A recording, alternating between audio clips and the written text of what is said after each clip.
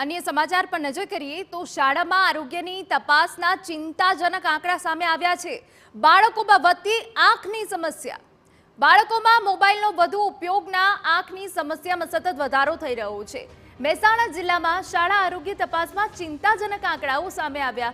આ વર્ષે 2,85,000 બાળકોની તપાસ કરવામાં આવી, જેમાં 5,000 જેટલા બાળકોને આંખના નંબર હોવાનો ચિંતાજનક આંકડો સામે આવ્યો। વિશેષ કરીને માયોપિયા એટલે કે દૂરની વસ્તુઓ ધૂંધળી દેખાવાની બીમારીનું પ્રમાણ સતત વધી રહ્યું છે, જેનું મુખ્ય કારણ મોબાઈલનો વધુ પડતો ઉપયોગ છે।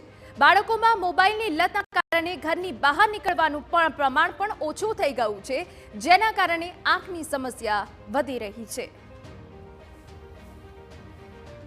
એટલે દરેક બાળકને તમે સનલાઇટ એક્સપોઝર આપો, સવારનો તડકો, એનાથી એના આંખમાં માયોપિયાની રીઝન ઓછું થઈ શકે છે।